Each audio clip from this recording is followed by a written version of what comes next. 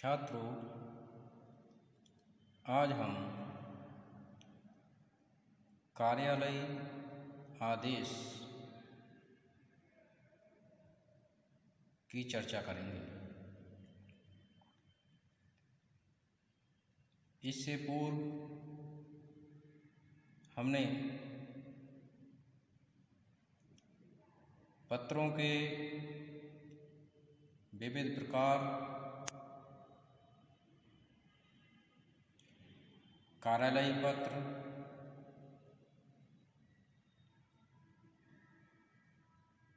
तथा औपचारिक एवं अनौपचारिक पत्र क्या होते हैं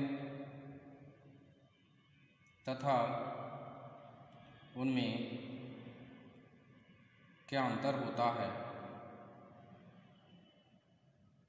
इन बातों पर चर्चा की थी। आज हम कार्यालयी आदेश विषय पर चर्चा करेंगे। सबसे पहले हम ये जानेंगे कि कार्यालयी आदेश क्या होता है। उसके बाद कार्यालयी आदेश लिखते समय किन विशेष बातों का ध्यान रखना होता है। इसके बाद हम एक कार्यालयी आदेश के उदाहरण को देखेंगे। तो शुरू करते हैं छात्रों। जब कोई अधिकारी अपने कार्यालय में कार्यरत अधीनस्थ अधिकारियों एवं कर्मचारियों को आदेश, निर्देश तथा सूचनाएं प्रेषित करता है,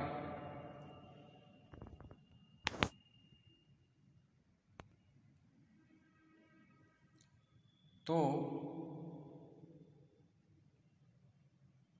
वह कार्यालयी आदेश का प्रयोग करता है, या फिर हम कह सकते हैं कि उन परिस्थितियों में वह व्यक्ति या अधिकारी कार्यालयी आदेश को उचित मानते हुए इसका व्यवहार करता है। कभी कभी इस आदेश के द्वारा अवकाश की स्वीकृति, अस्वीकृति, पदोन्नति रोकने, नियुक्ति आदि की भी सूचना दी जाती है। इन सब बातों के साथ साथ स्थायीकरण और स्थानांतरण की सूचना के लिए भी इसका प्रयोग किया जाता है। छात्रों, हमने समझा कार्यालयी आदेश को। अब हम कार्यालयी आदेश को लिखने में किन किन सावधानियों का ध्यान रखना होता है, इसको समझेंगे। कार्यालयी आदेश लिखते समय ध्यान देने योग्य बातें। नंबर 1, कार्यालयी आदेश में संबोधन या स्वनिर्देश का प्रयोग नहीं होता है, जबकि अन्य पत्रों में इसका प्रयोग होता है। सबसे पहले पत्र संख्या लिखकर कार्यालय का नाम, पता तथा दिनांक लिखते हैं। नंबर 3,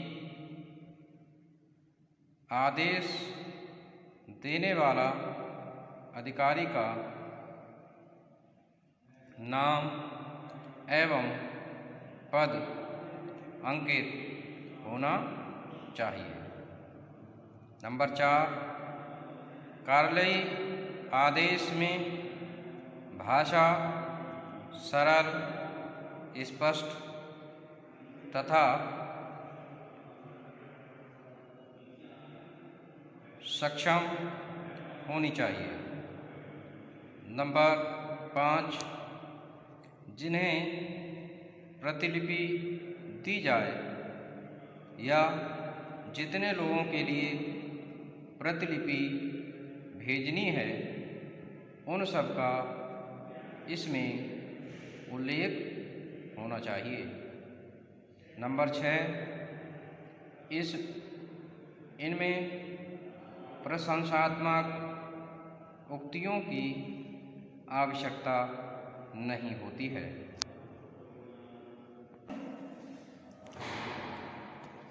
कार्यालयीय आदेश और उसको लिखने में सावधानियों के बाद अब हम कार्यालयीय आदेश के एक उदाहरण को देखेंगे कि किस प्रकार कार्यालयीय आदेश लिखे जाते हैं। तो सबसे पहले कार्यालयीय आदेश संख्या लिखी जाएगी। उसके बाद कार्यालय, जिला परिषद तथा उसका जिला और दिनांक लिखी जाती है। इसका एक उदाहरण देखते हैं। प्रायः देखा जाता है कि बहुत से कर्मचारी कार्यालय में प्रतिदिन नियत समय पर उपस्थित नहीं होते हैं अथवा उपस्थित होकर किसी न किसी कार्य के बहाने अपना स्थान छोड़कर चले जाते हैं अथवा कार्यालय के समय से पूर्व ही चले जाते हैं। इससे परिषद के कार्य में शिथिलता आती है और जनता को कष्ट होता है। ऐसा करना अनुशासन संबंधी नियमों का प्रत्यक्ष उल्लंघन है। अतः जिला परिषद के समस्त कर्मचारियों को सूचित किया जाता है कि वे निश्चित समय पर कार्यालय में उपस्थित हों। कार्यालय के समय की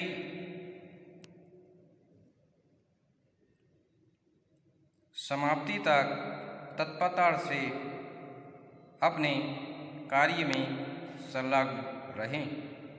कार्यालय समय में परिसर के कार्य से बाहर जाने के लिए विभाग अध्यक्ष से अनुमति अवश्य लें। इस संबंध में प्रविष्टि रजिस्टर भी बना दिया गया है।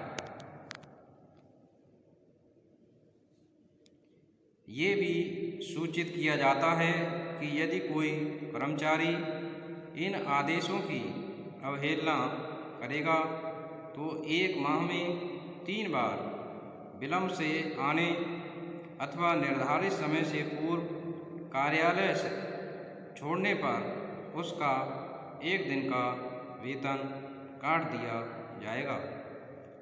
साथ ही ऐसे कर्मचारी के विरुद्ध अनुशासनात्मक कार्रवाई की जाएगी। दाईं तरफ अधिकारी का पदनाम, उसके विभाग का नाम तथा उसके जिले का नाम लिखा जाता है। जिला परिषद के सभी कर्मचारियों को सूचनार्थ एवं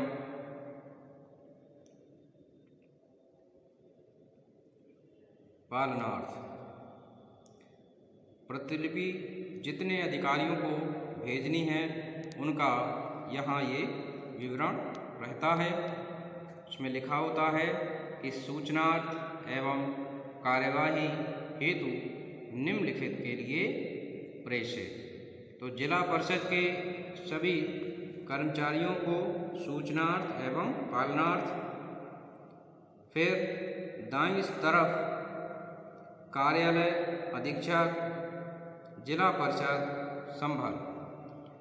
तो इस तरीके से हमने देखा कि कार्यालयी आदेश का यह एक उदाहरण है।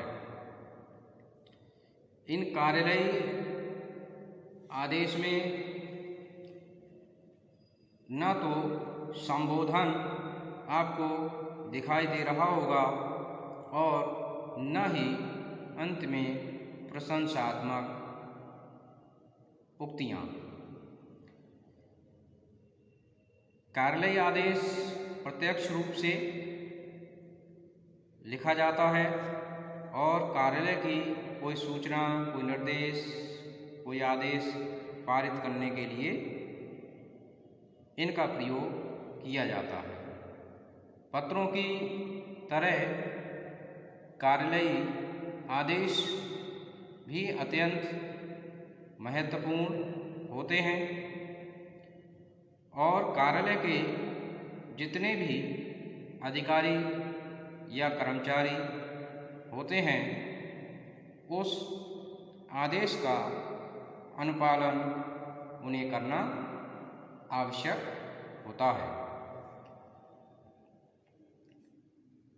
तो इस प्रकार हम कह सकते हैं कि कार्यालय से पत्र को न लिखकर एक आदेश पारित करना कार्यालयी आदेश कहलाता है। पत्रों में संबोधन, प्रशंसात्मक उक्तियां आदि का विवरण रहता है, लेकिन कार्यालयी आदेश में ऐसा नहीं होता है। तो मैं समझता हूँ कि आज आपने कार्यालयी आदेश के विषय में भली भांति समझ लिया होगा। धन्यवाद छात्रों।